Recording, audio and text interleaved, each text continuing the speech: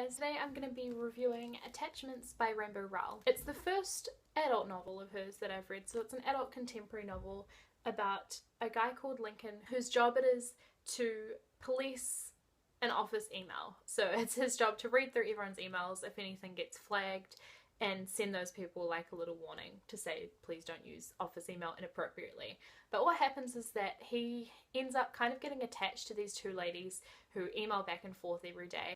Really good friends, and he kind of just likes them, so he never gives them a warning and he just keeps reading their emails, and it kind of goes from there. I don't want to say too much more about it because I don't want to spoil anything but this book was so much more wonderful than I was even anticipating, and you guys know that since it's Rainbow Rowell and I've loved her other books so far, my expectations were really high, so it's impressive that it exceeded my expectations. As with Fangirl, I think the main reason that I loved this book so much was that I could identify so strongly with the main character. I could really relate to Lincoln in a lot of different ways. Other people describe him as having been really good at school. He's bookish. There's one part where he talks about how all he wants in life is to be able to afford new hardback books when they come out, and that's just so relatable to me, as with a lot of you probably. And he also kind of feels like a failure. He's at this point in his life where he's in his late 20s and doesn't really know what he's supposed to be doing with his life, and he kind of doesn't really know how he's ended up where he is.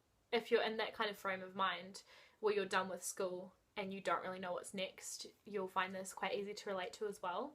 Lincoln's point of view was a really interesting one to read because there's this major disconnect between how he views himself and how other people view him. It's kind of a bit of a nod to how people's perceptions are their reality, and that was kind of a bit of a recurring theme throughout the story. The setting was fantastic. I really enjoyed it. It was set in 1999, which was before all of the Y2K kind of hype, and I'd completely forgotten about that, but reading this brought back so many funny memories of a time when literally everyone kind of thought a little bit that the world was going to end, and I kind of forgot that was a thing that happened. And yeah, it's just hilarious, especially since Lincoln is like the IT guy, so everyone's kind of looking to him for his opinion. It's really funny.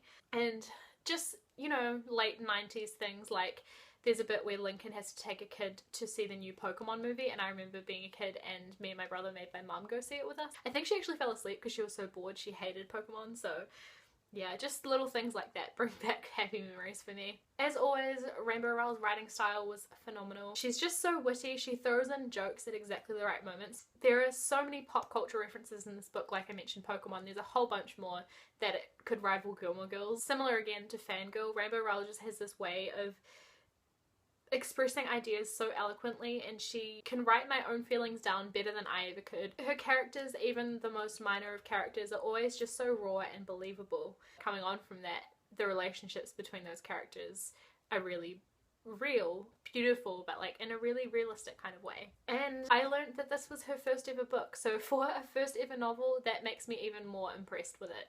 I just want to make a couple of points before I finish up this video about, I know some people don't like Rainbow Rowell's adult novels, and I just kind of want to throw a couple of ideas out there as to why I think that is, because like I said, I really loved this, but I think for this book in particular, I can't speak for her other adult books or book. I know there's Landline, I'm not sure if there are any others, but I just think that the issues discussed in this book are relevant for someone in their 20s to 30s, like that kind of age bracket where it's life after college, trying to navigate around this idea of marriage and children and having to choose a career and that kind of thing. And I think if you're a bit younger, if you're still in high school, you might not be interested in those themes and ideas. The other thing with this book in particular is the setting.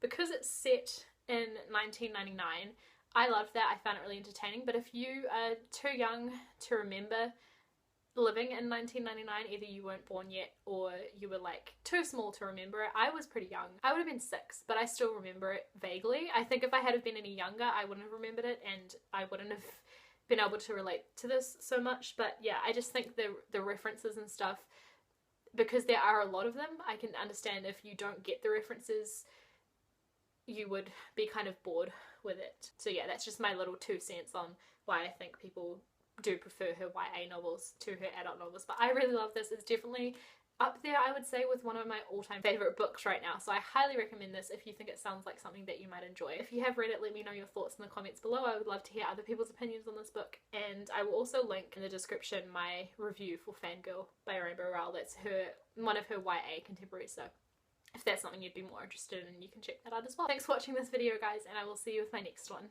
Bye.